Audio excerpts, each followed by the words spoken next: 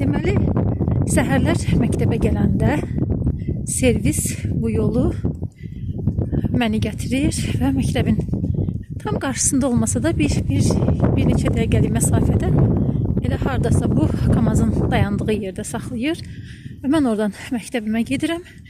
Çox ciddi bir problem yaranmır. Amma evə gedərkən servisi olmadığına görə bu qədər yolu mən ana yola çıxmaq üçün bu qədər yolu piyada getməm lazımdır. Və yol üzü yuxarı qalxdığına görə yolun yarısında artıq müəllimlər təngi nəfəs olmağa başlayırlar. Çünki göründüyü kimi o qədər də az bir məsafə deyil.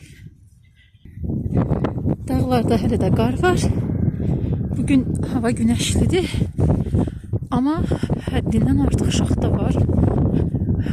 Dəhşət soyuqdur.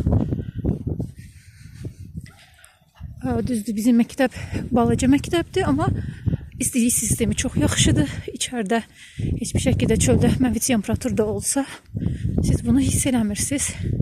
Çünki məktəb eyni zamanda bu il təmir olundu, əsaslı təmir olundu və pəncərələri falan hamısı dəyişdirildiyinə görə, kombi sistemi olduğuna görə məktəbimiz çox qəşəng hiss olur. Amma bayıra çıxanda sən acı həqiqətlə üzləşirsən ki, çöldə hava buz kimidir. Əsasən bu yolu gedəndə kənd cəmaatına maşınla keçənlər çox olur. Amma aylardır bu yolu piyada qalxmama rəğmən sadəcə bir dəfə maşın dayandırılıbdır. Kənd cəmaatından bir nəfər sadəcə bir dəfə maşına minib getmişəm.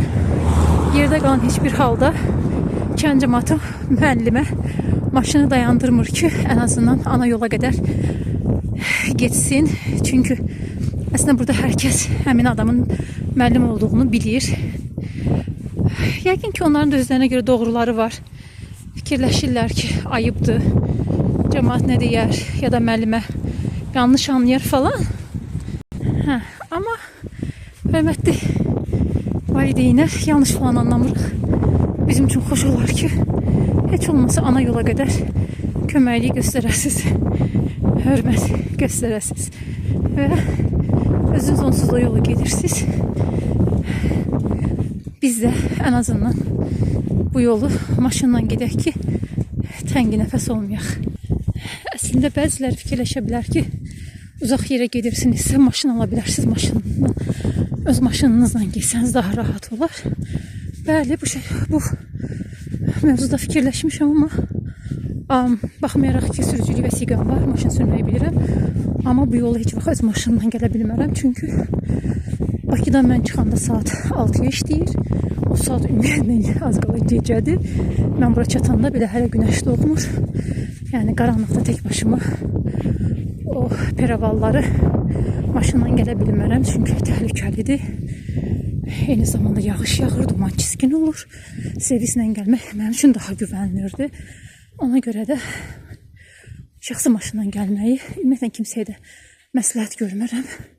Özünüzdə yəqin ki, xəbərlərdə dəfələrlə görmüsünüz ki, eşitmişsiniz ki, bu formada qəzalar çox olubdur. Nəhayət ana yola az qalır. Bura artıq biraz yol düzəldiyinə görə təngi nəfəslik də azalır. Nəzərə alsaq ki, bu qədər yolu gəlmişəm. Məktəb demək olar ki, görsənmir. Əslində idman olaraq yaxşıdır, amma məcburiyyətdən gələndə adama çətin gəlir.